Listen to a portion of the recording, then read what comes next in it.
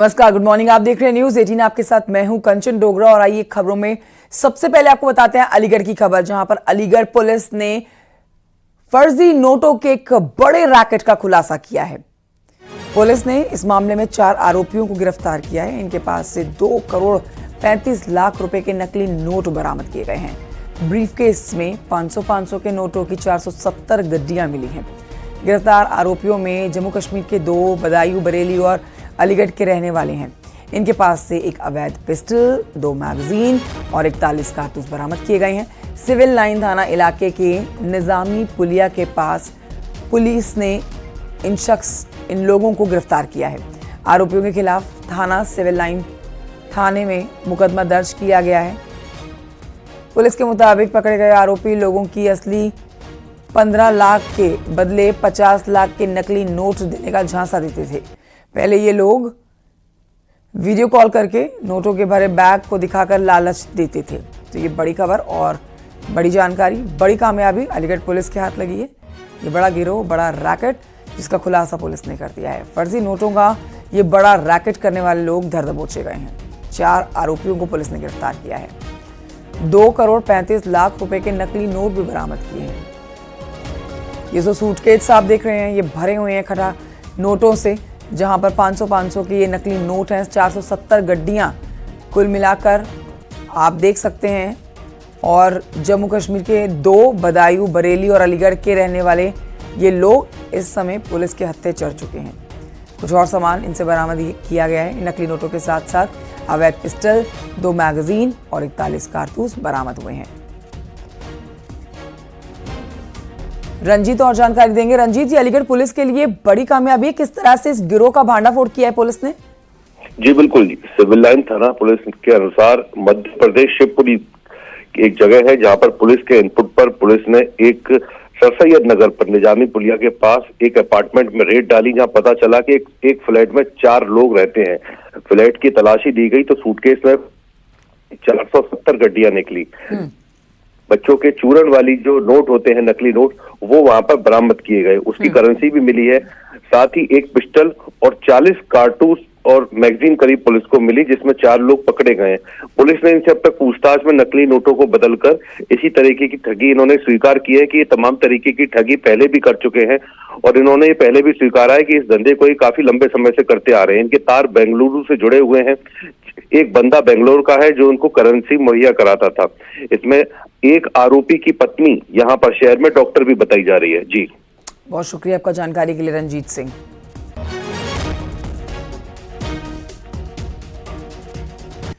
और आइए बढ़ते आगे, कुशीनगर की खबर आपको बताते हैं, जहां पर अवैध जमीन पर बनी हुई मस्जिद का मामला सामने आया है। प्रशासन ने मदनी मस्जिद पर नोटिस चस्पा किया है। 15 दिन के अंदर मस्जिद कमेटी से जवाब मांगा गया है। 15 दिन में जवाब ना देने पर होगी कार्रवाई। मस्जिद की 3री और 4थी मंजिल पर आपत्ति दर्ज की गई है। सरकारी जमीन पर मस्जिद बनाने की ये शिकायत थी, जिसके ऊपर अब एक्शन ले लिया गया है। 15 दिन में मस्जिद कमेटी को जवाब देना होगा। हमारे सहयोगी इस पर जानकारी देंगे। फिलहाल कुशीनगर में अवैध जमीन पर बनी हुई मस्जिद का ये मामला, अशोक शुक्ला जुड़ गए हैं फोन लाइन पर। अशोक, की पूरी खबर विस्तार से बताएं। जी बिल्कुल, ये हाटा नगर पालिका के मदनी मस्जिद का पूरा मामला है, जिसकी शिकायत ये की गई थी, मुख्यमंत्री से की गई थी कि यह मस्जिद सरकारी जमीन पर अवैध अतिक्रमण करके बनाई गई है। सीएम से शिकायत होने के बाद जिला प्रशासन हरकत में आया और तत्काल मस्जिद की पैमाइश की गई। तो मस्जिद का कुछ हिस्सा ऐसा है जो सरकारी जमीन में बनाया गया है। इस बात को जो है जिला प्रशासन ने भी अपनी रिपोर्ट में प्रस्तुत किया है। और दूसरी सबसे बड़ी बात यह है कि अब हाटा नगर पालिका जो है उसने मस्जिद कमेटी को नोटिस दिया है और 15 दिनों का जवाब मांगा है, क्योंकि मस्जिद का जो नक्शा है वो बिना नक्शा पास किए मस्जिद का निर्माण किया गया है। और सबसे बड़ी बात यह है कि जो 2री और 3री मंजिल बनाई गई है उसका भी नक्शा पास नहीं है। तो अभी फिलहाल हाटा नगर पालिका ने 15 दिनों की मोहलत दी है मस्जिद कमेटी को कि 15 दिनों के अंदर वो वैध कागजात के साथ प्रस्तुत हों और अपना पक्ष रखें।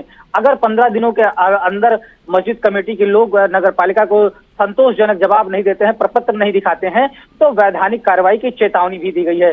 तो एक बात तो साबित है कि मस्जिद का कुछ हिस्सा ऐसा है जो सरकारी भूमि पर बनाया गया है और यह भी क्लियर है कि जो मस्जिद का निर्माण किया गया, जो दूसरी तीसरी मंजिल बनाई गई, उसका भी नक्शा पास नहीं है।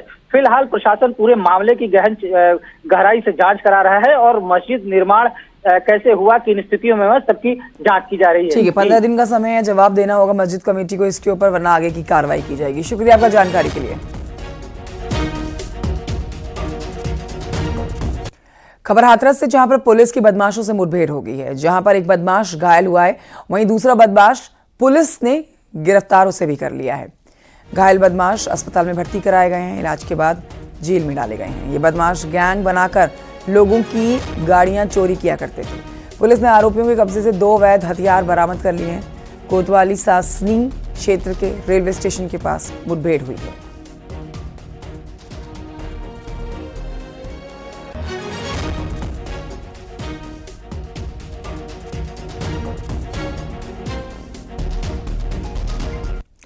अलीगढ़ में घरेलू विवाद में एक शख्स ने तेजाब पी लिया, जिसके बाद उसकी हालत बहुत ज्यादा बिगड़ गई।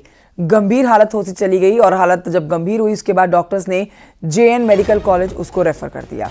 जानकारी दे दें आपको, खबर के मुताबिक किसी बात को लेकर युवक की घर वालों से कहासुनी हो गई थी, जिसके बाद युवक ने गुस्से में घर में रखा तेजाब पी लिया। अभी पूरा मामला पुलिस देख रही है। टप्पल थाना इलाके का मामला बताया जा रहा है।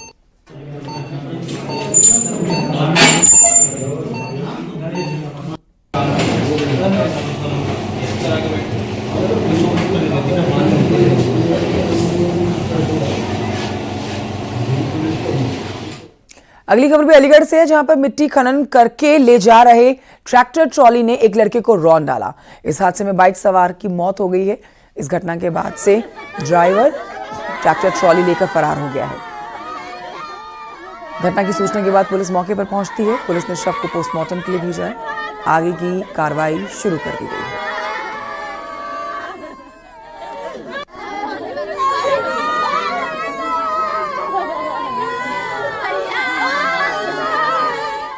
खबर बरेली से है, जहां पर एक निजी कंपनी के तेल टैंकर के फटने का सीसीटीवी फुटेज सामने आया। यहां टैंकर ने वेल्डिंग करते वक्त धमाके के साथ तेल टैंकर फट गया। तस्वीरें आप देखेंगे, लेकिन गनीमत रही कि घटना के वक्त टैंकर खाली था। टैंकर धमाके में ड्राइवर और क्लीनर गंभीर रूप से घायल हुए हैं। थाना बहेड़ी के ताड़गंज की यह घटना है।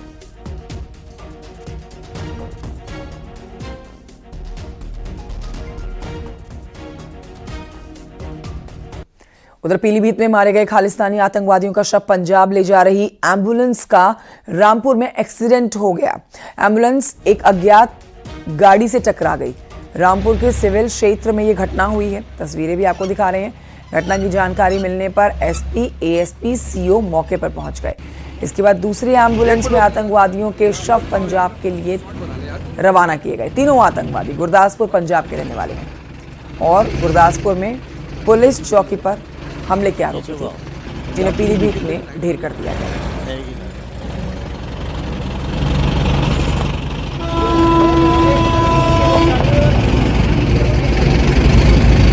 इधर को लाओ, इधर को। वहीं पीलीभीत में कल हुए आतंकवादियों के एनकाउंटर के बाद में सोशल मीडिया पर एक वीडियो आतंकी गुरुपतवंत सिंह पन्नू ने अपलोड किया है, जिसमें वो देश के बड़े माननीयों को लेकर आपत्तिजनक बातें कर रहा है। इसके अलावा कुंभ मेले में दहशत फैलाने की बात भी उसने की है।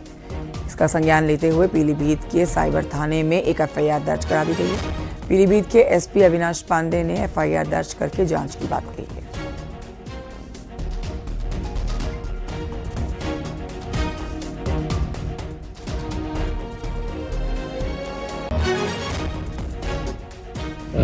एक्स हैंडल्स पर एक वीडियो भेजा गया है, जिसे कतिपय एक्स हैंडल्स पर अटैक किया गया है। उसमें उसके द्वारा जो हमारे माननीय राजनीतिक गणमान्य व्यक्ति हैं, उनको लेकर, कुंभ मेले की सुरक्षा को लेकर और हिंदू धर्म पर कुछ विपरीत टिप्पणियाँ की गई हैं।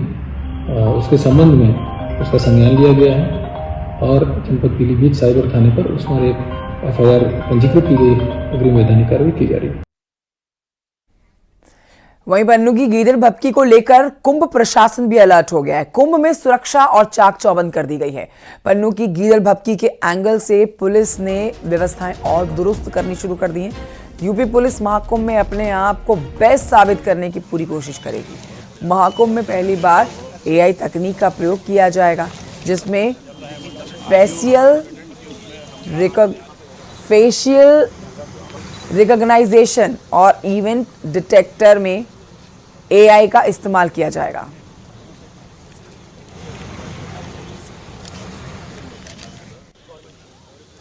आज यहाँ पूरे व्यवस्थाओं की समीक्षा करने के लिए मैं एक पूरी टीम लेकर के आया हूँ और यहाँ आने के सभी रास्ते, उनमें जो भी समस्याएं हैं उन सबकी के बारे में जानकारी करना, यहाँ जो भी व्यवस्था की जा रही है पिलग्रिम्स के लिए, पुलिस कर्मियों के ठहरने के लिए, पूरी सुरक्षा के लिए, साइबर सुरक्षा के लिए, इन सभी चीज़ों की समीक्षा एडीजीएलओ कार्यालय द्वारा की जा रही है।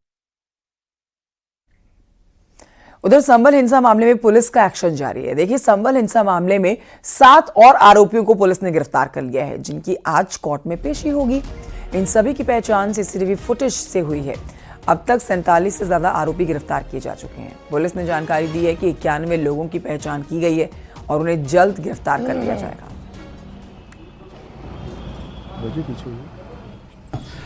24 नवंबर को जामा मस्जिद के निकट हिंसक घटना हुई थी। इस संदर्भ में अब तक 47 व्यक्तियों को गिरफ्तार किया जा चुका है। इसमें से प्रकाश में आए 91 व्यक्तियों को गिरफ्तार किया जाना बाकी है। शीघ्र ही उन्हें भी गिरफ्तार करते हुए प्रकरण में कार्रवाई की जाएगी।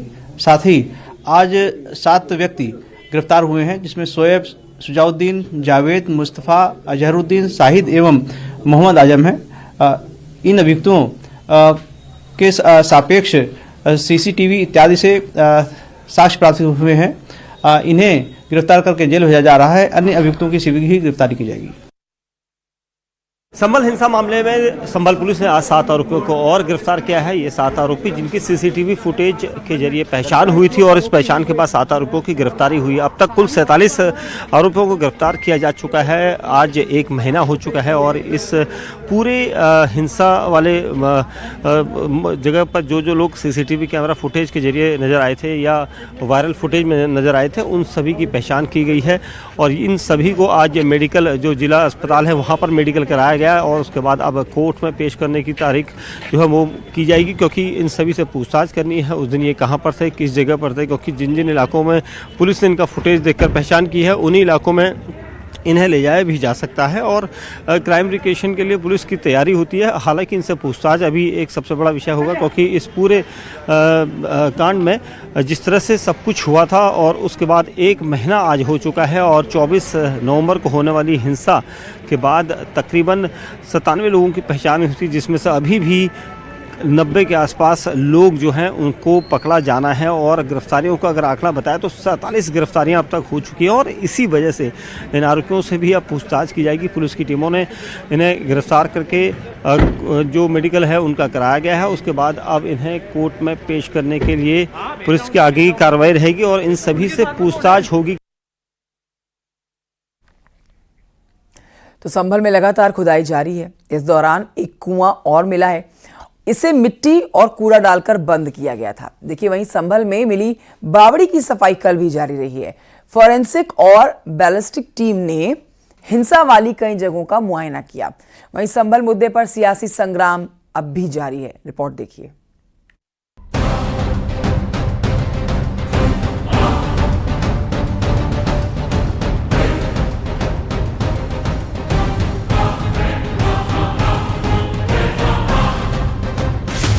संभल में एक और कुआं मिला है। कुएं को मिट्टी और कूड़ा डालकर बंद कर दिया गया था। अब नगर पालिका की टीम खुदाई करने पहुंची। लाडम सराय इलाके में ये कुआं मिला है।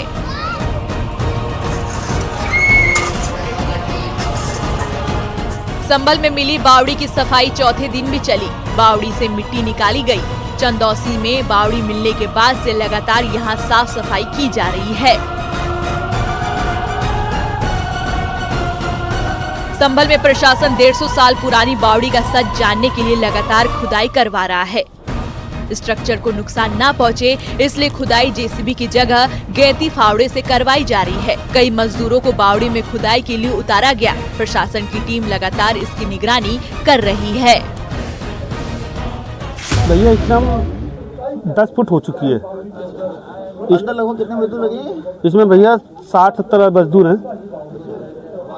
आज सुबह से कहाँ से खुदाई शुरू की है? ये जीने से करिए सर। सभी लोग इसी में अंदर हैं आज? हाँ सर, अंदर है, कुछ ऊपर है। कोई मलबा गिरने का कोई ऐसी आशंका तो नहीं, ऐसी आशंका नहीं है। और ये पुरानी बावड़ी है, बहुत मजबूत है, इससे कोई डर नहीं है। अभी हमने जो लगातार हमारे इस पर खुदाई का काम शुरू हुआ है, इसमें करीब 35 से 40 कर्मचारी हमारे लगातार काम कर रहे हैं। शुरुआत में जेसीबी से हमारा काम हुआ था, सरफेस एरिया मिट्टी हटाई गई। अब मैनुअली, चूंकि स्ट्रक्चर को कोई नुकसान ना पहुंचे, तो मैनुअली काम लगातार कराया जा रहा है। संभल में 14 दिसंबर को प्रशासन ने 46 साल से बंद मंदिर को खुलवाया था। अब संभल के मंदिर में विधिवत तरीके से पूजा शुरू हो गई है। मंगलवार को हनुमान चालीसा का पाठ किया गया।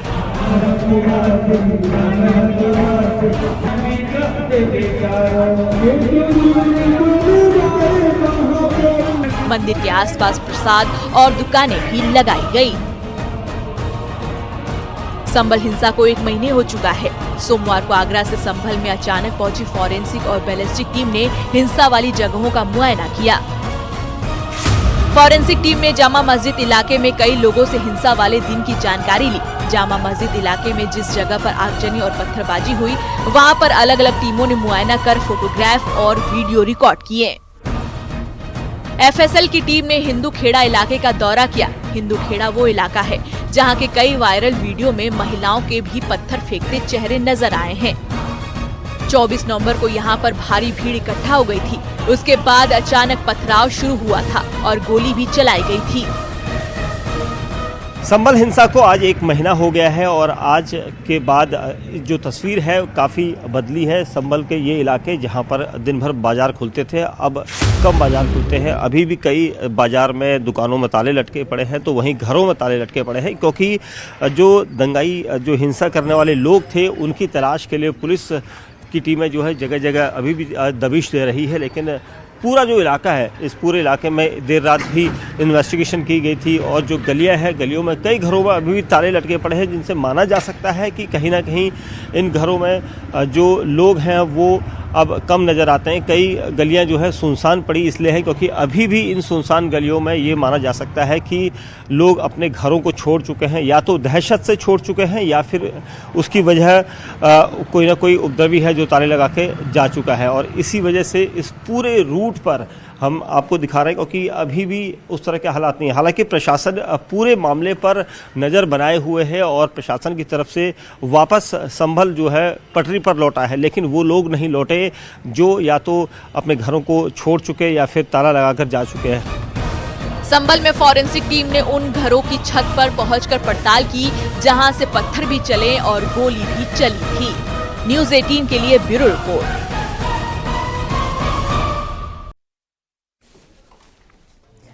खबर गाजियाबाद से, जहां पर मजार के पास बने शिवलिंग का रास्ता अलग करने को लेकर सहमति बन गई है। मामला मोदी नगर के आबिदपुर मानकी गांव का है। कब्रिस्तान परिसर में मजार बनी हुई है। मजार परिसर में शिवलिंग भी स्थापित है। हिंदू संगठन की मांग थी कि शिवलिंग का रास्ता अलग बनाया जाए। प्रशासन के हस्तक्षेप के बाद दोनों समुदायों के बीच में अलग रास्ता बनाने पर सहमति बन गई। शासन प्रशासन ने जो कार्रवाई की है उसके लिए हम उनका धन्यवाद करना चाहते हैं। साथ में जो वहाँ के व्यक्ति हैं, दोनों समाज हैं, मैं उनका भी धन्यवाद करना चाहता हूँ कि बिना लड़ाई बिना झगड़े के वहाँ पर ये कार्य संपन्न हुआ और वहाँ पर जो है रास्ते का निर्माण चालू हो गया है। पीर का रास्ता अलग हो रहा है, कब्रिस्तान का अलग हो रहा है और मंदिर का रास्ता अलग हो रहा है। मैं शासन प्रशासन को दोबारा से अपने माध्यम से ये कहना चाहता हूँ कि उनका बहुत बहुत धन्यवाद कि 2 दिन में ही ये कार्रवाई करवाई। हिंदू युवानी परिवार की तरफ से मैं सभी का धन्यवाद करना चाहता हूँ और दोनों समाजों का भी। और ये बढ़ते हैं आगे, कुछ और खबरें आप तक पहुंचाते हैं। लखनऊ पुलिस ने 1 लाख के इनामी रविकांत तिवारी को गिरफ्तार किया है। आरोपी Ravikant Tiwari shine city group से जुड़ा हुआ था। रविकांत पर निवेशकों से जालसाजी धोखाधड़ी के 9 मामले दर्ज हैं। पुलिस ने गोमती नगर थाना क्षेत्र से रविकांत को गिरफ्तार कर लिया है।